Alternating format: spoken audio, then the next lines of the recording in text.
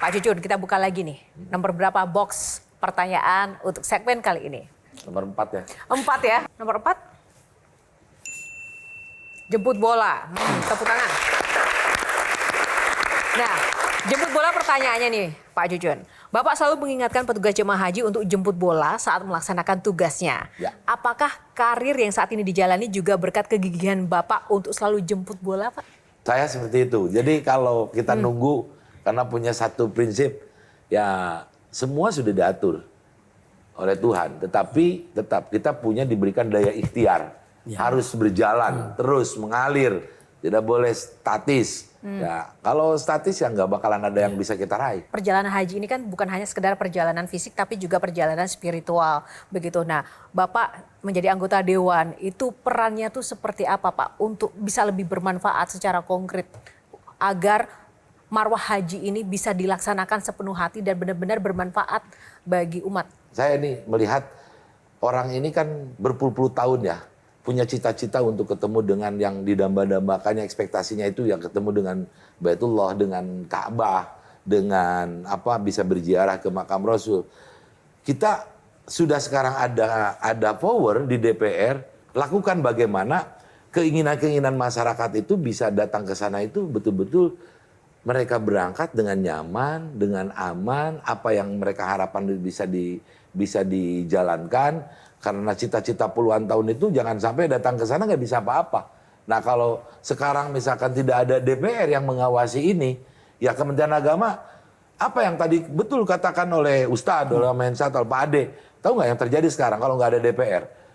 Orang ngeluh kepada ketua kloternya, ketua kloter datang ke sektor Pak. Cuman dia ya saya catat, cuman dicatat saja. Beda dengan mereka lapor ke kita. Saya nggak mau tahu kartu nusuk ini malam ini harus selesai untuk kloter ini. Itu terbukti. Ternyata ya orang kita itu masih kayak demikian. Yang tadi bekerja di sana itu. Nah, saya itu ada kepuasan diri. Kalau Pak Ade ada yang ingin disampaikan, ditanyakan lagi soal haji. Haji itu bukan hanya sekedar fisik, tapi ada perlu ilmunya. Kelemahan kita adalah jamaah haji yang 221.000 itu, manasiknya itu hanya 3 kali sampai 5 kali. Ada yang terbanyak sampai 15 kali. Ukurannya keberhasilan mereka manasik ilmu itu tidak ada karena belum ada parameternya. Nah kita ingin memberangkatkan orang ke sana yang paham tentang ilmu haji. Karena haji itu kan kaya dengan simbol. Dari mulai pakaian ihram, tawaf, sa'i, semua simbol. Siapa yang bisa menerjemahkan simbol tersebut? Hanya orang yang paham, yang ngerti. Ini pemahaman dan pengertian tentang simbol itu hanya disampaikan di tanah air ketika manasik. Maka perlu ada rumusan manasik yang apa nanti masuk Pak Ciso di undang-undang atau tidak, ini harus masuk dan masif Pak.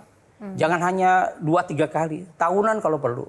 Karena konsep nanti Bapak dirumuskan dalam revisi undang-undang. Dan juga komponen variabel haji +2 adalah transportasi udara hampir 32 juta. Sama akomodasi. 2 komponen ini diselesaikan, haji murah Pak. Saya tambahkan. Oke, silakan. Saya tambahkan permasalahan manasik. Saya sepakat sekali karena saya juga membimbing. Jadi saya melihat sekali apa yang terjadi. Biasanya ya BPI travel dan lain-lain itu tidak mempersiapkan. Sampai satu hal yang akhirnya membuat seluruh dunia melihat, kok kalau jamaah Indonesia seperti ini sih? Kenapa coba? Tidak ada toilet training. Dia nggak tahu di pesawat harus seperti apa. Itu pesawat berantakan. Betul. Karena dia nggak tahu harus bagaimana ini ngeflashnya di mana dan lain-lain. Jadi nggak ada toilet training. Dan permasalahan apa? Jamaah Indonesia nyampah di situ. Waduh, nauzubillah min dzalik ya kan? Kenapa? Ini hal-hal yang sederhana ya. Hal-hal yang kecil tapi jadi besar. Jadi kalau ada aspek digitalisasi sekarang ya. Wah, kita ketinggalan lagi. Apalagi itu. Oke, Harus diberikan manasik digital kepada jamaah sebelum berangkat. Nah ini permasalahan yang harus diatur. Startup semuanya dipakai. Karena kalau di Arab Saudi sudah aplikasi era teknologi ya. Pakai kalau sudah paham digital sebetulnya nggak problem nunggu kartu fisik kayak gitu. Udah bisa pakai. Karena dalam manasiknya diberikan Pak Cijon. Nggak diberikan oleh ustadznya bagaimana penggunaan aplikasi nusuk. Ini saya kira kelemahan yang perlu kita segera bangun ke depan supaya manasik haji yang betul-betul berbasis digital. Betul, DPR saya kira kita minta untuk mendorong ya agar supaya dibuat aturan. Supaya nanti juga sampai ke travel. Tidak hanya kemudian memberangkatkan terus ya lepas tangan begitu saja, tetapi bertanggung jawab sampai hal yang detail. Gimana ini tajam Pak ini, Jujun mendengar banyak sekali catatan-catatan itu. Menarik ini, dua pakar haji ini. Jadi gini, ada plus minus. Ini problem. Ya. Kami nyusun undang-undang yang sekarang kita akan menyesuaikan dengan digitalisasi haji. Betul. Ya. Dengan visi hajinya si Arab Saudi. pangeran di sana juga. 2030. Yang 2030 itu. Ketika kita membuka haji mandiri, tadi sisi ibadahnya. Ketika kemarin yang rapat pengawasan pertama, saya minta. Karena tahun kemarin, walaupun itu hukumnya sunnah ya. Ya. Banyak yang komplain tentang arba'in Ya, yang di Madinah. Ya. Padahal itu hak jemaah. Nah tugas DPR di sini Pak pengawasan. Ya. Loh kamu ini 9 hari di Madinah kenapa dibikin 8 hari? Pak karena ini. Tidak mau. Karena ada yang punya berkeyakinan Harus secara keabsahan mereka. Ini sunatnya tetap walaupun sunat ini adalah ada padilah yang harus saya kejar. Betul. Komplain kan 40 ya? mereka. Harus 40. Saya bayar kok. Gitu kan. Nah kita harus sampaikan dan kita tekan. Anda jangan kurang dari jumlah 40 kali sholat wajib yang di sini. Termasuk tadi betul. Penataan bagaimana memberangkatkan PPIH, petugas pembimbing ibadah haji yang di kloter tersebut. Kadang prosesnya nggak transparan sama kita juga. Betul. Mereka ngangkat orang. Padahal kalau transparan kita, Pak Hensat saya berangkatkan sebagai pembimbing haji nanti di sana. Siap. Amin. Karena dia transparan. Sekarang, Bos. Tepuk tangan buat Bang Hensat dong. Biar semangat nih. naik haji. DPR nggak pernah dilibatkan. Oke. Tadi yang makanya kita menekankan tolong yang berangkatan ini siapa? Siapapun petugas yang nasional yang kan satu pembimbing haji, satu ketua kloter, satu dokter, 2 perawat, sekarang 1 perawat nih. Ditambah yang dari daerah itu semua harus TPHD-nya. tadi by konsep. Betul. Hasil daripada misalkan keputusan apa undang-undang yang memahami dan dia harus bertanggung jawab terhadap Ya, karena jemaah ini. dia Amirul Hajj itu di daerahnya. Tadi ya silakan daerah ini misalkan bertanggung jawab tentang tadi pemahaman bagaimana di asrama, di embarkasi, pemahaman di pesawat. Yang bertugas nanti penyelenggara ibadah haji adalah kepala rombongannya dengan petugas pengibadah hajinya. Apa target keberhasilan ketua itu? Yang kemarin begini, sekarang tidak ada lagi misalnya. Yang kemarin salahnya begini, yang sekarang udah benar. Ini itu apa tuh kira-kira ketua? Saya itu berupaya untuk menyelesaikan tadi kelemahan yang evaluasi 2024 ini tidak terjadi 2025. Tapi Penginapan, problemnya ini.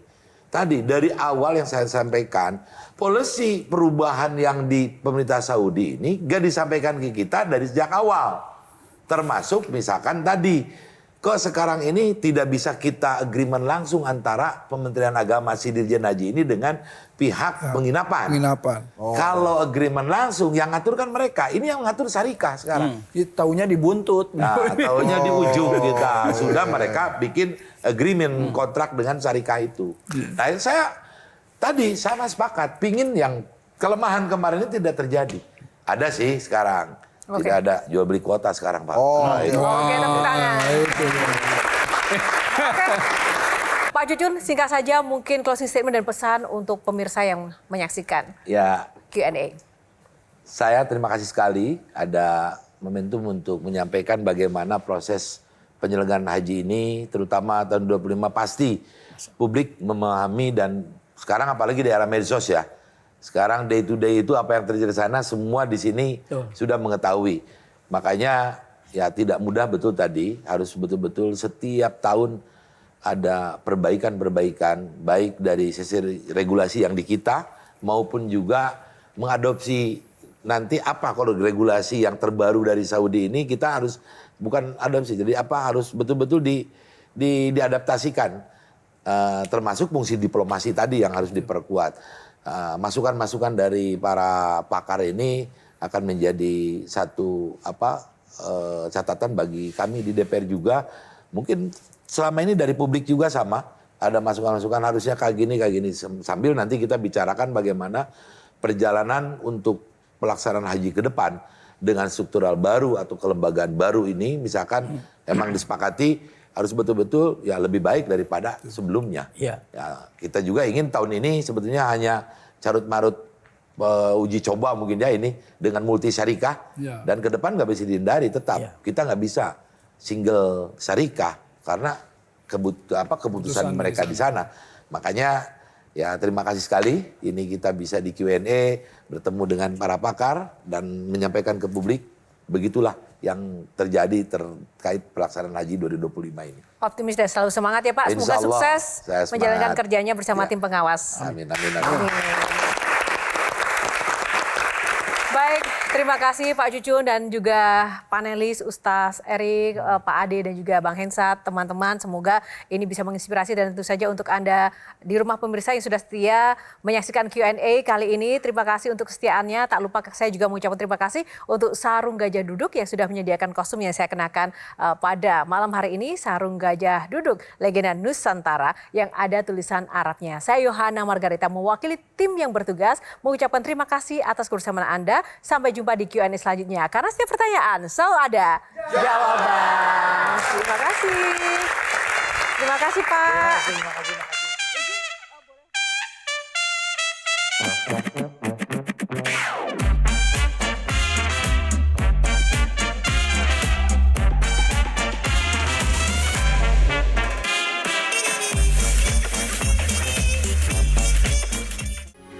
Metro TV.